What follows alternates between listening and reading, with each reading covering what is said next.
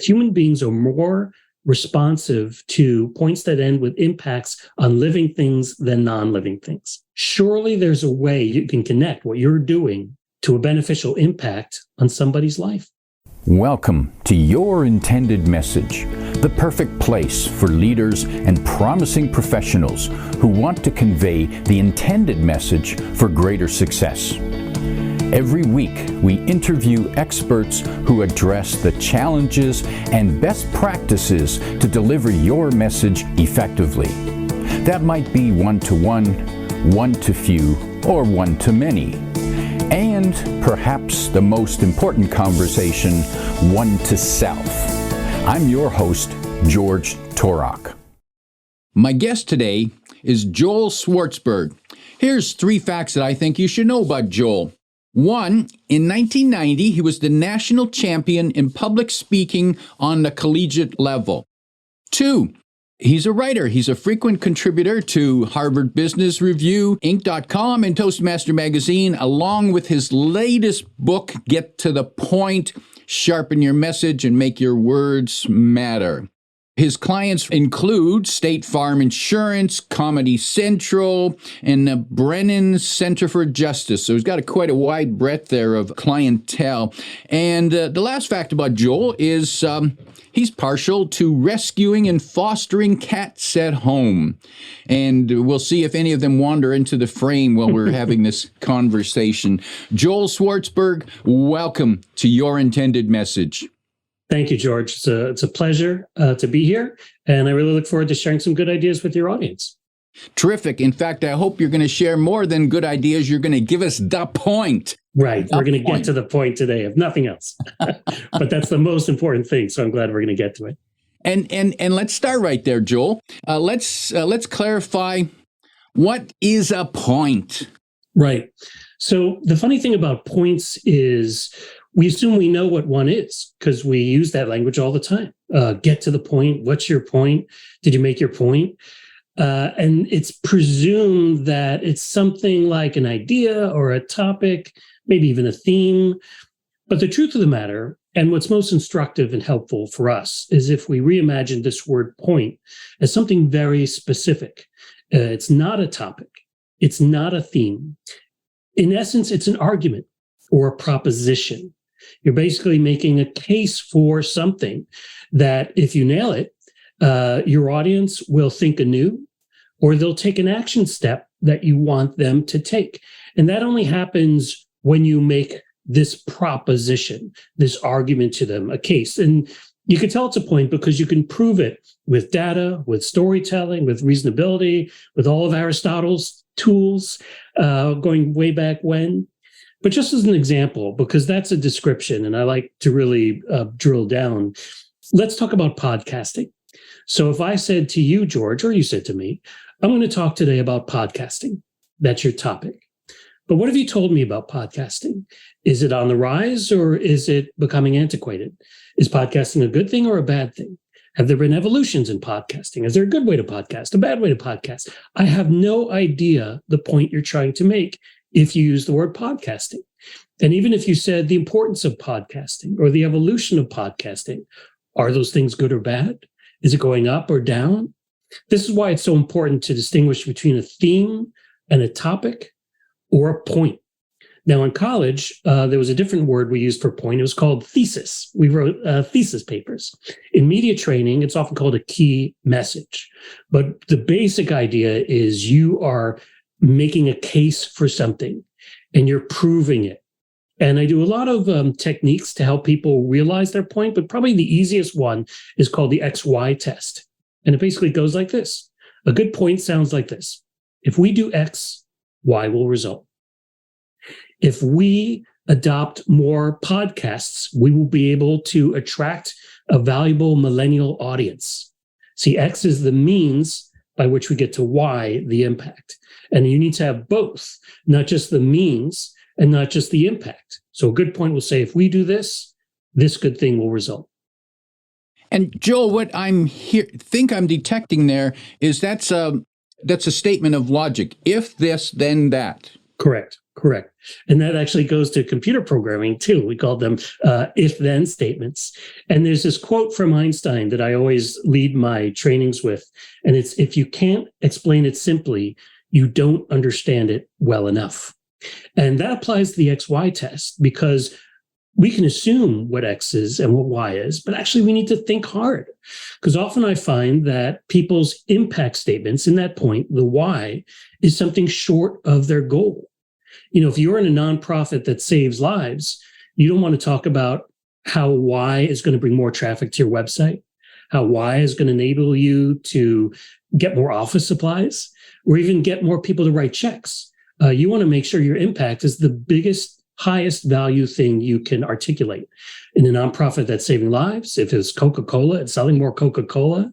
But this is just an example of how we need to really think hard about what are the means, what's the specific means we're going to get to this highest potential and impactful goal. Now, I can see making a point there, a logical point there, when it's related to the mission of the organization. Right. If we do more of this, we'll achieve a better profit. If we do more of this, we can help more people. Right. Save the world.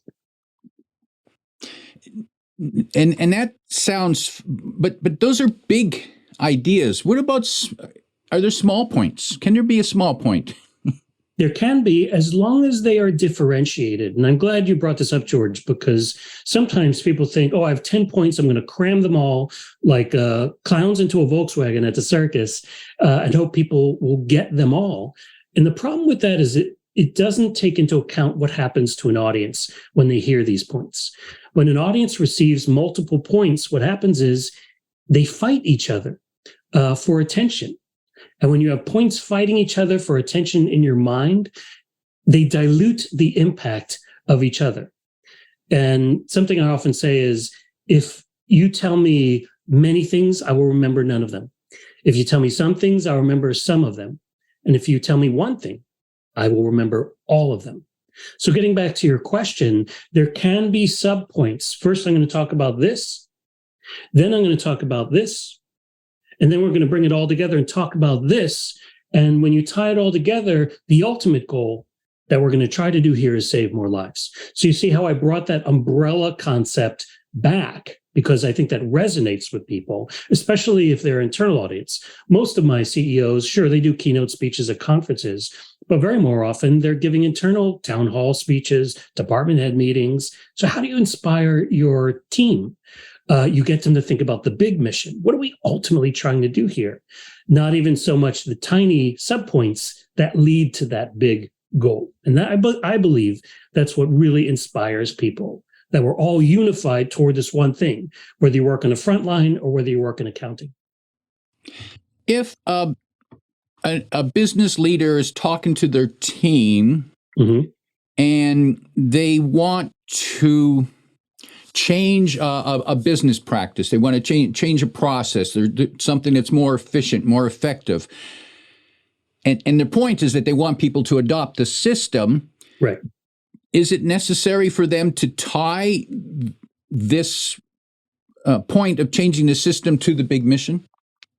I believe yes, unequivocally, because ultimately what leaders want to do is engage and inspire. And I picked those two words specifically, engage and inspire. Now you can engage them in a lot of different ways, borrowing again from Aristotle, all the way up to telling stories, keeping them interested.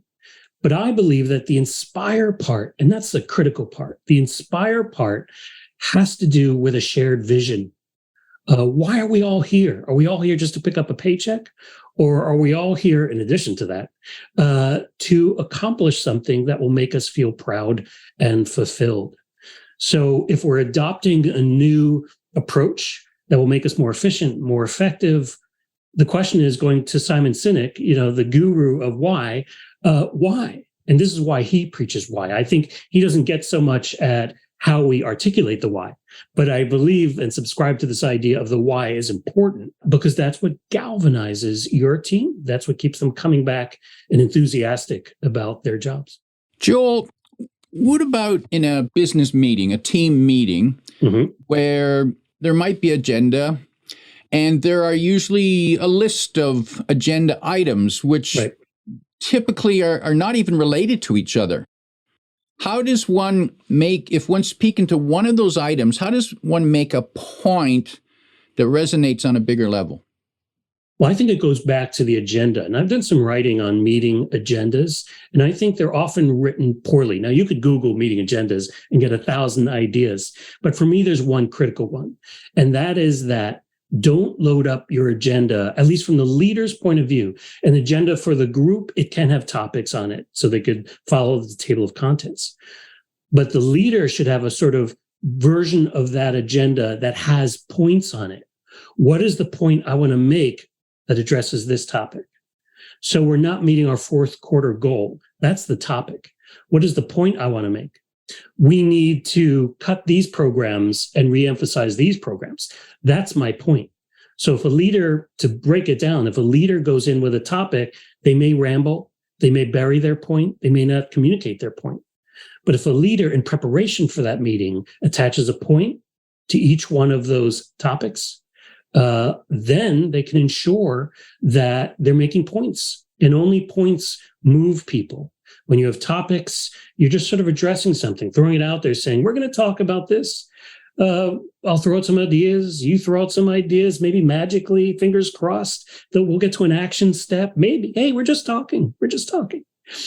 This is why I sometimes talk about magic words. Magic words are, instead of saying, let's talk about this, the magic words are, I recommend, I propose, I suggest.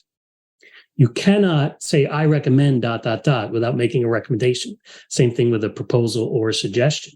This is why I recommend these word choices. So it forces you to make a point. I mean, what gets more attention from a leader than, here's what I recommend we do? Now, we can discuss it, we can tweak it, but that's a leadership role, not just to say, I'm going to throw this out there for discussion, but here's what I recommend, or here's what I'm proposing now. Let's discuss. Is a point best when it's action-oriented? I believe it is. The best points have what's sometimes called WIIFM. I believe that's the acronym. What's in it for me? But like a good email, it should end with an action step.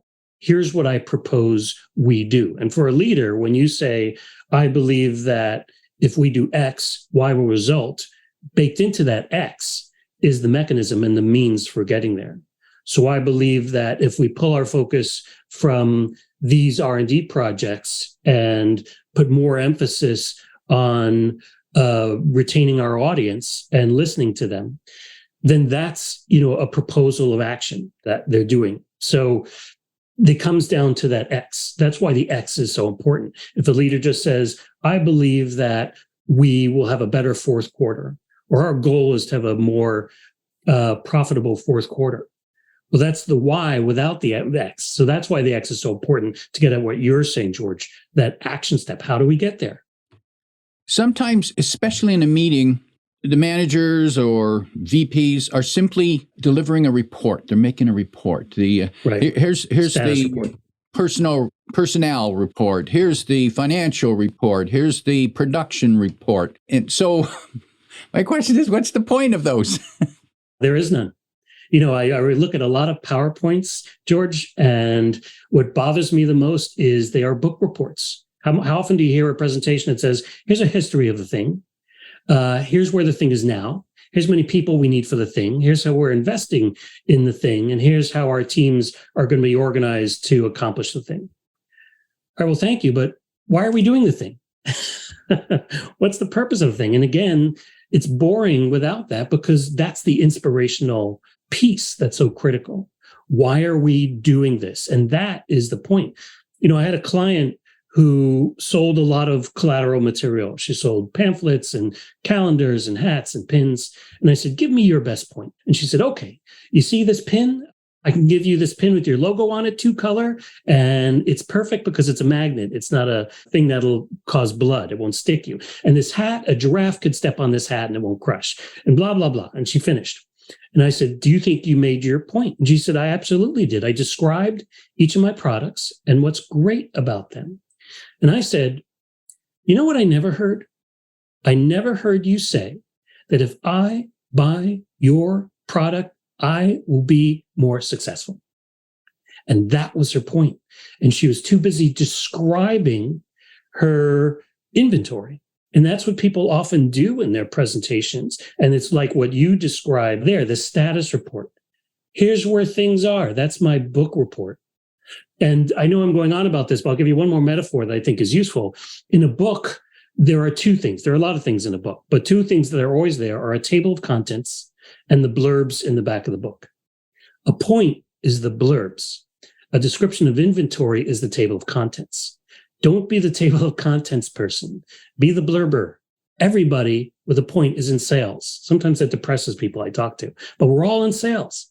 A point can be as valuable, even more valuable than a product. So that's why we need to sell it, not just share it. A point is a sales proposition? Yeah, it's a sales proposition. You're trying to sell people to believe in your point so much that they're going to think anew, like I said, or take an action. And I imagine a point that is subtle or obscure is not a good point. Right. Sometimes people think, well, if I make it cryptic or if I save it to the end, like I'm going to spoil a movie if I bring it out early, that will engage my audience. And that's a mistake. You're not there to entertain your audience. You're not a juggler. You're not a magician. You're not singing. It's not about you. It's not about people even thinking you're great. And this is a big one I often get with my clients. I say, what's your goal? My goal is for my boss to think I'm a great public speaker. And I say, because you want more public speaking gigs? Because that's what you're looking for if you say that. And what I try to tell people is that it's not a performance, it's a presentation. And there's a big difference between the two. We even say when we're giving a speech or a presentation, what's the word we use? We deliver it. And in that word is the guidance that you just have to move your idea from here to there, from your mind to their minds. If you do that, even if imperfectly, even if there's a stain on your shirt, you succeed. But if people remember, oh, Joel was great, or George gives a fantastic presentation. He's funny, he's interesting. Well, what was George's point that day? I don't remember, but boy, I can't wait to hear from him again. That's a fail because your job was to deliver the point, not to make people think a certain way about you. So let's look at a presentation. Let's say it runs 30 to 45 minutes. Mm-hmm.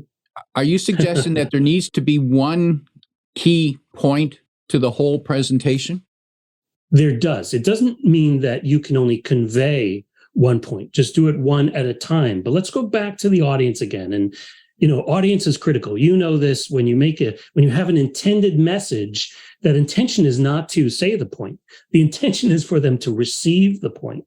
Now, if you've been to a presentation in the audience and you're not taking copious notes or tweeting, how much of that do you actually take away? 2 things, 3 things, 4 things? And by that, I mean 2 things. We need to keep that in mind and ask this critical question. If my audience takes away one thing from my presentation today, what is it? I identify it and then I reverse engineer it so that my presentation is designed to leave that with their audience by repeating that point, by reinforcing it, by proving it with subpoints. So yes, I think every good presentation should have one point, one clear takeaway that the presenter intends for the audience to take away. But they can use a lot of approaches and subpoints to make sure that big point is remembered, is the one they come away with. Ultimately, you don't want your audience coming away with that slide that was about a history of the organization. So you need to prioritize and put emphasis where it needs to be. That woman that was selling you the pin and the hat, right? It wasn't an effective point because she didn't address your needs. Right. And the point, is it clear that the point, when we're forming the point, should address the needs of the audience, of the listener? Absolutely. And I'm glad you brought this up, George, because people can nod their head at that. But then they write a speech as if it's the opposite, that it's all about what you say. And with the CEOs and the leaders I work with, they start with the wrong question. They start with a question, what do I want to say? What should I say today? What should I say to my team? Wrong question. Right question, what does my audience, my team, what do they want and need to hear? And I'm very careful with the words I choose. So when I say want and need, I pick those specifically because those are two different things. When an audience wants something, it means they already know about it, but they want more elaboration, more details. They want to be convinced of it, but there's a general knowledge. When they need to know something, it's often something they don't know about, and you want to inform or educate or enlighten them. So you ask those two questions. What do my audience want and need? And then you reverse engineer it so that your presentation meets those needs. If there's something new that you're going to be saying, then there are tactics you can choose in the conveyance of that point so that they match your audience's wants and needs. But you're 100% right, George. If there's a disconnect between what you're saying and what they want and need to hear, then that is the definition of tone deaf. And I can see that there can be cases where their wants and needs will differ, will conflict. Mm-hmm. And there are ways that a CEO leader should go about finding out those wants and needs. They shouldn't assume them. So how can we do this? We can have engagement surveys. The leader can reach out to the people team or the HR team. They should reach out to their department heads. Do the job of discovery that will let you know what's going on in your organization. And there's, what you may find is that there's a lot of differentiation, but then you consult with your department heads, you consult with the people team so that what you put out has that connection or a lot of that connection, or even the acknowledgement that I know that there's a lot of differentiation in how people are responding to the new program. And I want to address that as a point unto itself, because I believe that the more viewpoints we add to something and we accept, the better the product will be as a result of those multiple points of view and experiences. And I'm only offering that as an example, but the differentiation of views out there, that can be a point unto itself. So the leader comes across as someone who's listening, who understands and is in touch with what's going on with the organization. And I imagine in that case, it would be helpful if the leader were to use a phrase of, here's what I'm hearing. Mm-hmm. Here's what I've learned over the past 2 weeks. To acknowledge, here's what's going on, and here's what I'm hearing from you, or here's what the rumor mill's saying, or here's what the survey said. And then they need to address the needs related to that. Right. What builds trust in a leader? I often say truth builds trust. Authenticity builds trust. But also listening builds trust. So not only this is what I've heard, but I've been going around the country on a listening tour, and this is what I've learned. A CEO I work with at the end of every town hall stands up and says, over the last 2 hours of presentations, I was listening, and this is what I learned from you. So it's not only this general, this is what I've heard as if it's on the grapevine, but I've made it a priority to go out, to take this time to listen to you and learn to you, maybe through your department heads, so that what we're doing here as an executive team is responsive to what you need as an audience and as an organization. Now, it's curious. I had a recent case where it was an exchange of emails, mm-hmm. and a supplier was doing some work for me, and I wasn't satisfied with the end result. And I told them that. But they came back and told me, yeah, but what about all this other stuff we did? No, this is what's important to me. Right. And I read that and I was angry because they didn't recognize what was important to me. Right. And that, I often say when I talk about the role of a presenter to present their point, I go back to, what is a teacher's job? Is a teacher's job to be seen as a great teacher who does teacherly things, or is it to educate these students? What does a plumber do? Does a plumber work to make sure you love the plumbing service and they have credibility? No, you want them to fix your pipes. So at the end of the day, whether it's like what you said, George, about working with a vendor or speaking to an audience or speaking to a partner, it's so critical that the presenter identifies the point so that everyone's on the same page. They understand that and they're unified toward that goal. And, if you're a student of project management, in the official version of that. And I just took a 2-day project management course, so this is why it's in my brain. There's a lot of talk about getting people on the same page, getting people unified toward the one goal that's attached to an impact, a goal that we all agree on, even sign off on. And that's the way to success, getting everyone on the same page with, like I said, that XY. What is the X that we're going to do that's going to lead to the Y that we want? And what happens when there is conflict about that connection between X and Y? When the audience doesn't believe it, what do you do? Do you change your logic, or? I would say it's always think of it in the form of a proposal and not a mandate, unless you're sure that we're going to do X and it'll lead to Y. No, I propose based on everything we've learned that we do X and will lead to Y. Now, this is my first proposal of this to this team, and I really welcome your feedback so we can discuss it. So you're making the point, but you're also opening up the door to opportunity to tweak it, to make sense of it. Audiences and teams and internally, they love to be involved. What do teams complain most about in an employee engagement survey? That they're not considered in the decisions of leadership. So how do you consider them? You consider them, but that doesn't mean you don't go in without a point. And you say, it's a big brainstorm. I don't know what we're doing. Who's got an idea? That's a recipe for disaster. But you go and say, here's what I propose. And George, when you're brainstorming something, you want to start with an idea and improve that idea. You don't want to start with a blank screen or a blank page. And okay, so let's look at that brainstorming session where instead of going in and saying, okay, any suggestions? Right. We need to start somewhere. We need to have some idea, some kernel to start with.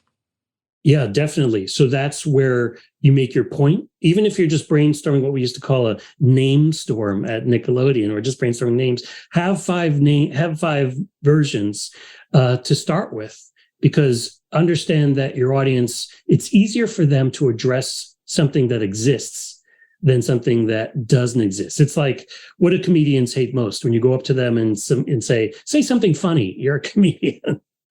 It's similar. Give people the opportunity to respond to something. And this is why when presenters are on Zoom and they use chat, the best thing to say is not, you got any feedback to what I want to say, to what I just said? Throw it in chat. You'll get crickets. But if you say, here are 3 things in chat, tell me which one do you think will be the most impactful? Now we're voting, and everyone is excited about voting. They love to vote, particularly if it's in chat. And there are a lot of things about using Zoom and chat that are elevations of way and get the response that we want versus get the crickets that we don't want. And I love to share those as well. But that's one of them. Give people choices. Give them ideas to respond to, not ask them to respond to nothingness. And what I'm hearing there, Joel, is to be tangible, to be specific. Right. The more specific you are, think of it as sticky. The more specific, the more sticky. And the more sticky, the more people will respond to it, and the more they will remember it. Remember what we talked about. What's the one thing they will take away? They're more likely to take away a specific thing than a general thing. And by the way, human beings, what I found in my point-making presentations is that human beings are more responsive to points that end with impacts on living things than non-living things. So for example, if our point ends with, if we do this right, we're going to be able to build more facilities, or we're going to be able to service our many constituencies, versus we're going to help people access healthcare. We're going to make people happier. We're going to simplify their lives. Those are more resonant because they end with an impact on a living thing. And whether you work in for-profit or nonprofit, surely there's a way you can connect what you're doing to a beneficial impact on somebody's life or a society's life or an animal's life. And if you can do that, choose it, because that will resonate more with human beings. That's what we respond to. And Joel, I'm hearing guidelines here that an individual can apply throughout their conversation, throughout their presentation. It's right. Not just I got a point. No. Apply these beginning, guidelines. middle, end, reinforce it. What do we know about remembering things in presentations? We often remember the first thing and the last thing. So that's critical. Remember, it's not a movie where you're going to spoil the ending. Bring out your point. Today, I want to talk to you and show you why.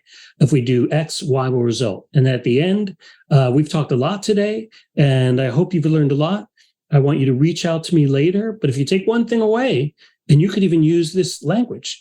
If you take one thing away, it's this. I believe that.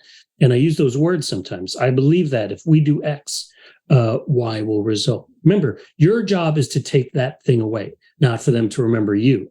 And nobody ever comes away from a presentation thinking, well, George was terrific, but you know what? He made his point too many times. I heard too much about your intended message. Nobody will say that because that's the prize. That's the gift that you're giving your audience. So you can say it again and again, maybe in slightly different ways, because your goal is for them to remember it and to take it away.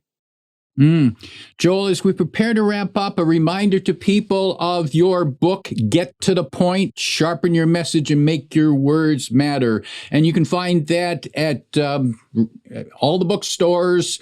Also, for those who are interested in training directly with you, they can find you through your website, joelschwartzberg.net. And again, that link is in the description below. Joel, as we prepare to close, if you could sit down with a team leader that's heading into a meeting during a time of crisis, what, if you could give them 1, 2, or 3 pieces of advice to help them lead that meeting and get out of the crisis, what might be that 1, 2, or 3 points you might give?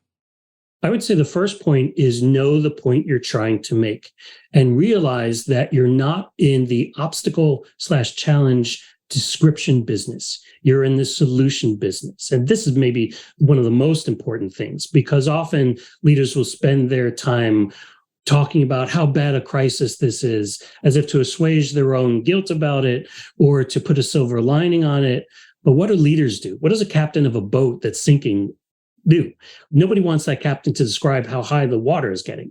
They want to describe how we're going to get to dry land and what we're going to do to get there. Similarly, a leader is expected to point in the direction of getting around this, of responding to it. If there's no way around it, how are we going to mitigate the damage? That's what they want from a leader, and that's their point. Now, the second thing I would say is, and 2 more magic words: rest assured.